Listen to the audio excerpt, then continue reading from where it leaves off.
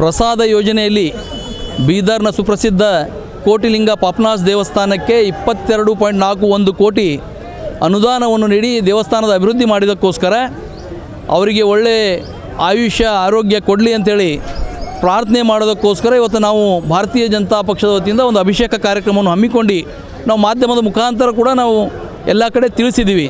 ಇವತ್ತು ಮುಂಜಾನೆ 10 ಗಂಟೆಗೆ ಅಭಿಷೇಕ ಮಾಡಿ ನಾವು 10:30 ಗಂಟೆಗೆ ಹೋಗಬೇಕಿತ್ತು. ಆದರೆ ಇವತ್ತು ಜಿಲ್ಲಾ ಪೊಲೀಸರು ನಮಗೆ ಬ್ಯಾರಿಕೇಡ್ ಆಗಿ ನಮಗೆ ಮತ್ತು ನಮ್ಮ ಕಾರ್ಯಕರ್ತರಿಗೆ ತಡೆ ಹಿಡಿದಿದ್ದಾರೆ. ನಾವು ಹೋಗ್ಲಿಕ್ಕೆ ಬಿಡ್ತಾ ಇಲ್ಲ. ಇದಕ್ಕೆ ಕಾರಣ ಜಿಲ್ಲಾ ಉಸ್ತುವಾರಿ ಸಚಿವ ಈಶ್ವರ್ ಖಂಡ್ರೆ ಅವರು ಬೀದರ್ನಲ್ಲಿ ಒಂದು ರೀತಿ ತುಗ್ಲಕ್ ದರ್ಬಾರ ಮಾಡಬೇಕಂತ ಇದ್ದಾರೆ. ಇವತ್ತು ಸರ್ಕಾರಿ ಕಾರ್ಯಕ್ರಮ ಮಾಡ್ತಾ ಇದ್ದಾರೆ. ಅದರ ಬ್ಯಾನರ್ಗಳ ಮೇಲುಗಡೆ ಕಾಂಗ್ರೆಸ್ ಪಕ್ಷದ ನಾಯಕರ ಫೋಟೋ ಆಗಿದ್ದಾರೆ. ಸೌಜನ್ಯಕ್ಕೂ ಕೂಡ ನರೇಂದ್ರ ಮೋದಿ ಅವ್ರ ಫೋಟೋ ಇಲ್ಲ. ಇವತ್ತು ನಮ್ಮ ಕಾರ್ಯಕರ್ತರು ಕೂಡ ಒತ್ತಾಯ ಇದೆ, ನಾವು ಯಾವುದೇ ಕಾರಣಕ್ಕೆ ದರ್ಶನ ಮಾಡಲಾರ್ದೇ ವಾಪಸ್ ಹೋಗೋದಿಲ್ಲ ಅಂಥೇಳಿ. ಅದಕ್ಕೆ ನಾವು ದರ್ಶನ ಮಾಡೇ ಮಾಡ್ತೀವಿ. ಒಂದು ವೇಳೆ ನಮಗೆ ದರ್ಶನ ಬಿಡಲಿಲ್ಲ ಅಂದರೆ ಅವ್ರಿಗೂ ನಾವು ಬಿಡ್ಲಿಕ್ಕೆ ಕೊಡೋದಿಲ್ಲ. ಆ ರೀತಿಯಲ್ಲಿ ಇವತ್ತು ನಮ್ಮ ಕಾರ್ಯಕರ್ತರು ಇಲ್ಲಿ ಹೋರಾಟ ಮಾಡೋರಿದ್ದೀವಿ.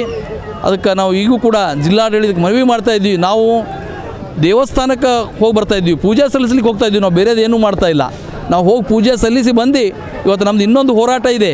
ಈ ಭ್ರಷ್ಟ ಸರ್ಕಾರದಲ್ಲಿ ಅಬಕಾರಿ ಮಂತ್ರಿ ಮತ್ತು ಅವನ ಪುತ್ರ ಕೂಡಿ 6,000 ಕೋಟಿ ಹಣವನ್ನು ಇವತ್ತು ಆ ಮದ್ಯದ ಅಂಗಡಿಗಳ ಲೈಸೆನ್ಸ್ ಕೊಡೋದಕ್ಕೋಸ್ಕರ ಮತ್ತು ಆ ಇಲಾಖೆಯ ಅಧಿಕಾರಿಗಳ ವರ್ಗಾವಣೆಗೋಸ್ಕರ 6,000 ಕೋಟಿ ಲೂಟಿ ಮಾಡಿದ್ದು ಇವತ್ತು ಆಡಿಯೋಗಳಿವೆ.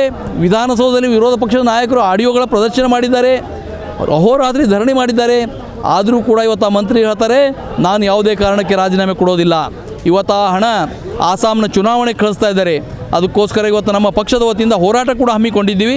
ಇವತ್ತು ಅಂಬೇಡ್ಕರ್ ವೃತ್ತದಿಂದ ಅಬಕಾರಿ ಜಿಲ್ಲಾಧಿಕಾರಿಗಳ ಕಚೇರಿಗೆ ಹೋಗಿ ಮುತ್ತಿಗೆ ಹಾಕುವ ಕಾರ್ಯಕ್ರಮ ಇದೆ. ಅದಕ್ಕೆ ನಮಗೆ ಆವಾಗಲೇ ಅವಕಾಶ ಕೊಡೋದು, ನಾವು ಇಲ್ಲಿವರೆಗೆ ಆ ಕಾರ್ಯಕ್ರಮ ಕೂಡ ಮುಗಿತಾ ಇತ್ತು. ಆದರೆ ಪೊಲೀಸರು ಅವಕಾಶ ಮಾಡಿಕೊಡೋದಕ್ಕೆ ನಾವು ಏನು ಹೋರಾಟ ಮಾಡಬೇಕಂತೇಳಿ ಇನ್ನೂ ನಮ್ಮದೆಲ್ಲ ನಾಯಕರು ಕೂಡ ಯೋಚನೆ ಮಾಡ್ತಾ ಇದ್ದೀವಿ. ಈಗಾಗಲೇ ನಮ್ಮ ಶಾಸಕರು ಜಿಲ್ಲಾಧಿಕಾರಿಗಳಿಗೆ ಮಾತಾಡಿದ್ದಾರೆ.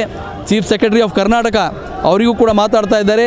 ಅವರೇನಾದರೂ ಅವಕಾಶ ಮಾಡಿಕೊಟ್ಟಿದ್ರೆ ನಾವು ಶಾಂತ ರೀತಿಯಾಗಿ ನಾವು ದರ್ಶನ ಮಾಡಿ ಬರ್ತೀವಿ. ಇರಲಿಲ್ಲ ಅಂದರೆ ಅವರಿಗೂ ಅವಕಾಶ ಕೊಡಬಾರ್ದು ಅಂತ ನಮ್ಮದು ಒತ್ತಾಯ ಇದೆ. ನೀವಿನ್ನೂ ನಮ್ಮ ಚಾನಲ್ನ ಸಬ್ಸ್ಕ್ರೈಬ್ ಮಾಡ್ಕೊಂಡಿಲ್ಲ ಅಂದರೆ ಕೂಡಲೇ ಸಬ್ಸ್ಕ್ರೈಬ್ ಮಾಡಿ, ಲೈಕ್ ಮಾಡಿ, ಬೆಲ್ ಬಟನ್ ಒತ್ತಿ.